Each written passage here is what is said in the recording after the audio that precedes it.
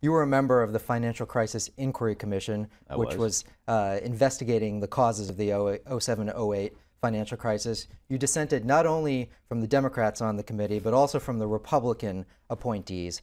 What did you see that they didn't?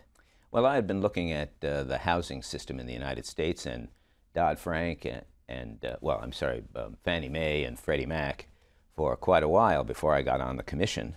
So I had quite a lot of background about what has actually been happening in the housing sector.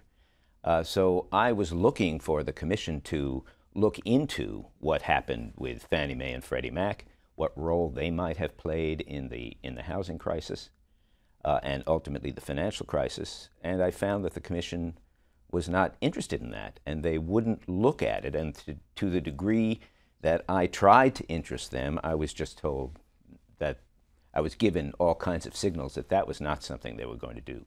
So I decided that I would dissent. Now, my differences with the other Republicans, I think, came from the fact that my view was that our responsibility on the commission was to make sure that the American people understood what happened in the crisis, that I was outside, I thought, the partisan differences between the Republicans and the Democrats.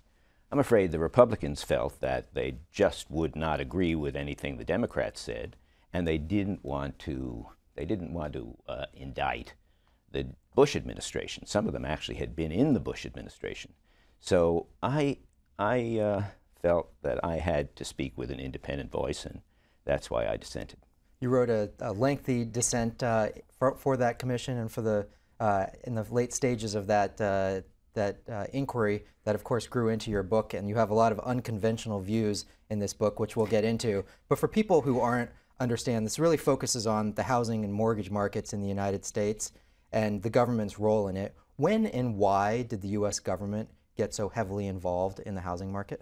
Well, actually, it began in the New Deal back in the 30s when the government attempted to assist banks in making loans by guaranteeing those loans, insuring those loans. And then Fannie Mae was established in late 1938, also part of the New Deal, to provide liquidity to banks. When they made a mortgage, they could then sell the mortgage to Fannie Mae, get liquidity for that mortgage, and then make more mortgages. So it was all very helpful in inducing more home sales in the United States. That was the beginning.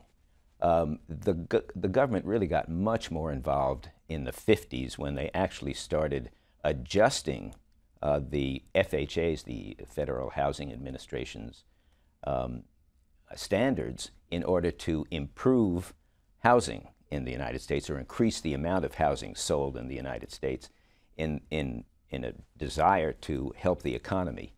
That's when we sort of got off the rails, because once the government started using housing as a way to improve the economy, in other words, to improve the American people's view of their government and how successful it is, then it became a political issue instead of what it had been before, which was simply a question of making sure that the market functioned well.